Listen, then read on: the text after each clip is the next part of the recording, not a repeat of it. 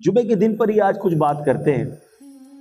Normally ہم جمعے کا دن ڈے آف فرائیڈے آرڈنری انداز میں گزار لیتے ہیں، تھوڑی سی کوشش کر کے جمعے کی نماز پڑھ لیتے ہیں، لیکن شاید یہ احساس نہیں ہوتا کہ یہ جمعہ ہمارے لیے کتنا بڑا رب کی طرف سے انعام ہے۔ جمعہ جو ہے وہ سید الایام ہے، تمام دنوں کا سردار ہے۔ جمعے کے دن جہنم کی آگ نہیں سلگائی جاتی۔ جمعہ کا جو دن ہوتا ہے اس کی رات کو دوزخ کے دروازے نہیں کھلتے۔ جمعے کے دن کو بروز قیامت دلہن کی طرح اٹھایا جائے گا۔ جو مسلمان جمعے کے روز انتقال کر جائے وہ شہید کا رتبہ پاتا ہے اور عذاب قبر سے محفوظ رہتا ہے۔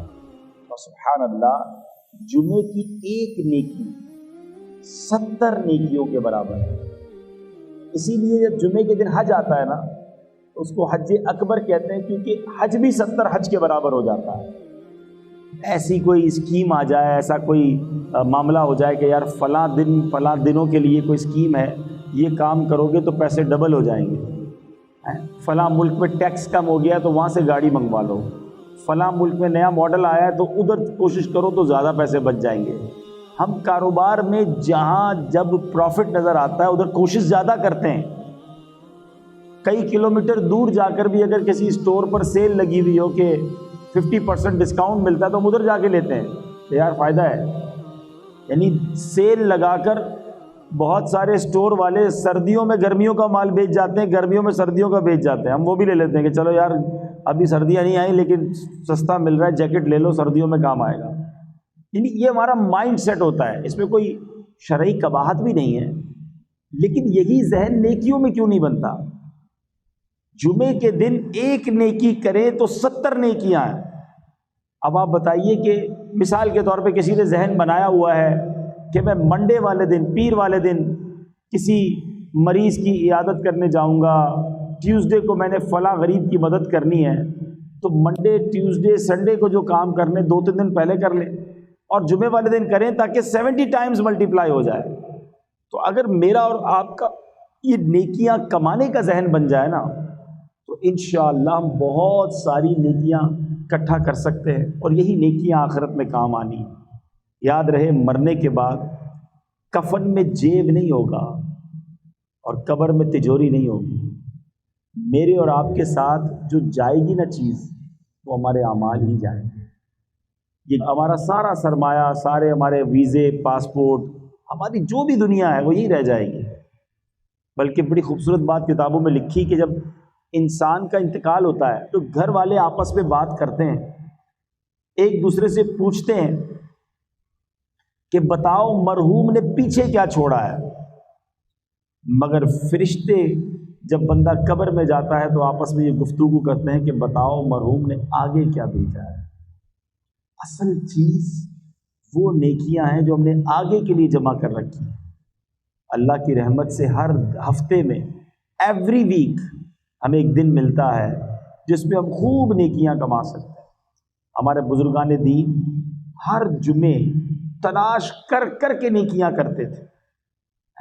ہمیں بھی یہ ذہن بنانا چاہیے، اور جمعے کے دن کی اہمیت کا اندازہ اس بات سے لگائیں کہ اس دن کی اہمیت اتنی ہے کہ اللہ تعالیٰ نے اس دن کی فضیلت بیان کرنے کے لیے قرآن میں ایک پوری سورت سورہ جمعہ کے نام سے نازل فرمائی ہے۔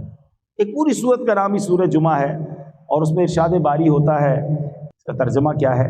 اے ایمان والو، جب نماز کی اذان ہو جمعہ کے دن تو اللہ کے ذکر کی طرف دوڑو اور خرید و فروخت چھوڑ دو، یہ تمہارے لیے بہتر ہے اگر تم جانو۔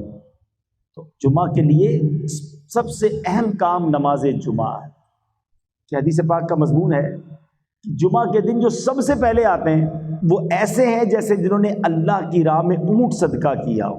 یعنی آپ سوچیں کہ ہر جمعے اونٹ قربان کرنا آسان تو نہیں ہے، لیکن ہر جمعے آپ اونٹ صدقہ کرنے کا ثواب کما سکتے ہیں جو سب سے پہلے آتے ہیں۔ اس کے بعد آنے والے ایسا ہے جیسا اس نے گائے صدقہ کی ہو، اس کے بعد آنے والا ایسا ہے، نبی پاک فرماتے جیسے بکری صدقہ کی ہو، اس کے بعد آنے والا ایسا ہے جیسے مرغی صدقہ کی ہو، اس کے بعد آنے والا ایسا ہے جیسے انڈا صدقہ کیا ہو۔ یعنی ثواب کم ہوتا جائے گا۔ تو ہمیں کیا کرنا چاہیے کہ کام کاج چھوڑ کر اہتمام کے ساتھ جمعے کے دن جلدی مسجد میں آ جائیں. اور ماشاءاللہ اس سے ایک اور فائدہ یہ بھی ہوگا کہ جو بیان ہو رہا ہوگا وہ بھی سننے کو ملے گا، علم دین بھی ملے گا، اور راہ خدا میں اونٹ صدقہ کرنے کا ثواب بھی مل جائے گا. تو جمعے کے دن کی تیاری ہونی چاہیے. اچھا، اسی طرح جمعے کے دن جہاں نیکیاں 70 بار ملٹیپلائی ہو جاتی ہیں نا، اور یہ اللہ کی شان ہے کہ اس دن کا مرتبہ بہت بڑا ہے، تو پھر گناہ بھی ملٹیپلائی بائی 70 ہو جاتا ہے. جمعے کے دن گناہ سے بچنا ہے، عام دنوں میں بھی بچنا ہے مگر جمعے کے دن زیادہ بچنا ہے. یعنی مثال کے طور پہ اگر کوئی شخص رمضان میں گناہ کرتا ہے تو ہم کیا کہتے ہیں، یار رمضان کے مہینے میں گناہ کر رہے ہو، یہ تو نیکیاں کمانے کا مہینہ ہے. مکہ شریف میں جا کر ایک نیکی 1,00,000 نیکی کے برابر ہے، مگر ادھر گناہ بھی 1,00,000 کے برابر ہے. جس چیز کی تعظیم زیادہ ہوگی نا، اس گھڑی میں، اس مقام میں، اس مہینے میں گناہ بھی زیادہ ناپسندیدہ ہوگا، اس کی سزا بھی زیادہ ہوگی. تو جمعے کے دن بالکل آپ نے اپنے آپ کو گناہ سے بچائے رکھنا ہے کہ کہیں ایسا نہ ہو کہ عبادت تو نہ کر سکے اور الٹا گناہ گار ہو جائیں. ہمارے گناہوں کا میٹر چلتا رہے. اللہ پاک مجھے اور آپ کو گناہوں سے محفوظ فرمائے، گناہ کرنے سے ہم سب کو بچائے رکھے. اب جمعے کے دن کرنے والے کام کیا ہے؟ احادیث میں یہ مضمون ملتا ہے کہ جو جمعے کے دن عمامہ پہنتے ہیں، جمعے کے دن عمامہ پہننے والوں پر اللہ کے فرشتے درود بھیجتے ہیں. تو کوشش کرے کہ کم از کم جمعے کے دن امامہ پہن لیا کرے، اپنے آفس میں رکھ لے امامہ شریف اور جمعے کے دن پہن لیا کرے. ایک اور روایت میں آتا ہے کہ جمعے کے دن جو امامہ پہنتا ہے بغیر امامے کے 70 جمعوں کے برابر اسے ثواب ملتا ہے. 70 ٹائمز مور برکتیں ملتی ہیں. جمعے کے دن ناخن کاٹے جائیں تو تنگ دستی دور ہوتی ہے، روزی میں برکت ہوتی ہے. یہ سنت بھی ہے. یاد رہے کہ ناخن 40 دن سے زیادہ نہیں بڑھنے چاہیے، اور جمعے کو کاٹیں تو انشاءاللہ اس سے تنگ دستی دور ہوگی، روزی میں برکت ہوگی انشاءاللہ. تو اللہ پاک ہمیں نیکیوں کا حریص بنا دے. دنیا کے مال، دنیا کے کاروبار کی لالچ تو ہمیں ہوتی ہے، لیکن نیکیوں کی اگر لالچ ہو جائے نا، پتہ چل جائے کہ کہاں سے کیسے بڑی نیکی ملے گی، تو فوراً اسے حاصل کرنے پہنچے. صحابہ کرام کو بڑا شوق تھا، یعنی وہ نیکیاں تلاش کر کے نیکیاں حاصل کرنے کی فکر کرتے تھے. اب حضرت عثمان غنی کی مثال لیجئے کہ کتنے بڑے صحابی ہیں. آپ ذوالنورین ہیں، عشرہ مبشرہ میں ہیں، اور یقینی جنتی ہیں. نبی پاک سے 2 بار جنت خریدی. اتنی ساری نیکیاں ہونے کے بعد ہم جیسا آدمی تو کہے بہت ہو گیا، اب اتنی ساری نیکیاں تو ہو گئی، مگر صحابہ کرام رکتے نہیں تھے. ایک بار نبی پاک علیہ الصلوۃ والسلام نے مدینے کے لوگوں کو پانی کی ضرورت تھی، تو جو کنواں والا شخص تھا اس سے کہا کہ یہ کنواں مجھے دے دو اور اس کنویں کے بدلے جنت میں کنواں لے لو. وہ شخص کہتا ہے حضور میرا یہی کاروبار ہے، میرا کام چلتا ہی اسی سے ہے، میں اسی پانی کو بیچ کر گھر والوں کا معاملہ کرتا ہوں. تو اس نے آفر کو قبول نہیں کیا. کسی طرح یہ خبر حضرت عثمان غنی کو پہنچ گئی. حضرت عثمان غنی نبی پاک علیہ الصلوۃ والسلام کی بارگاہ میں عرض کرتے ہیں کہ حضور وہ آفر میرے لیے بھی ہے، اگر میں وہ کنواں خرید کر مسلمانوں کے لیے وقف کر دوں تو کیا میرے لیے بھی جنت ہے، جنتی کنواں ملے گا؟ نبی پاک نے فرمایا اے عثمان یہ آفر یہ تمہارے لیے بھی ہے. حضرت عثمان نے وہ کنواں جس قیمت میں اس نے دیا خریدا اور مسلمانوں کے لیے وقف کر دیا. تو پتہ چلا کہ صحابہ کرام کو موقع ملتا، چانس ملتا کہ ادھر نیکی ہو سکتی ہے، وہ فوراً وہ نیکی کرنے کی کوشش کرتے تھے.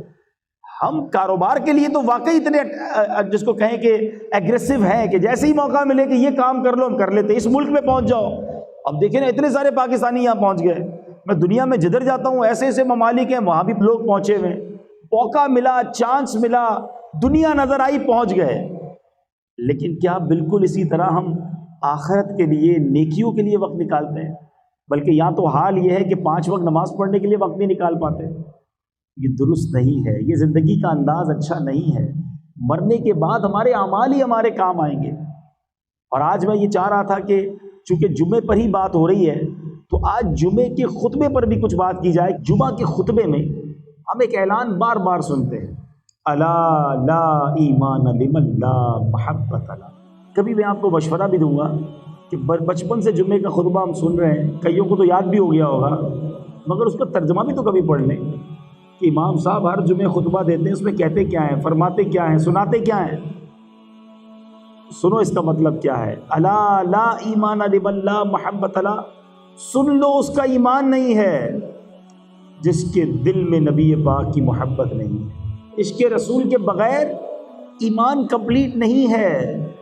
محمد کی محبت دین حق کی شرط اول ہے، اسی میں ہو اگر خامی تو سب کچھ نامکمل ہے.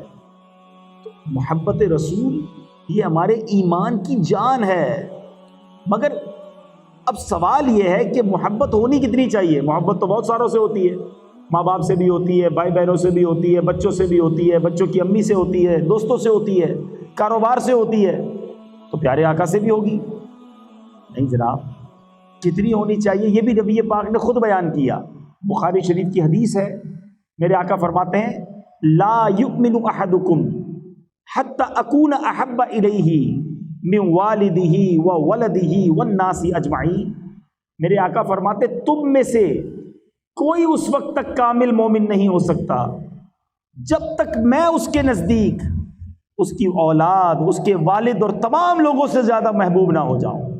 ٹاپ آف دا لسٹ، سب سے زیادہ نبی پاک سے محبت کرنی ہے، اور یہ ایمان کا تقاضا ہے. تم میں سے کوئی اس وقت تک کامل مومن نہیں ہو سکتا.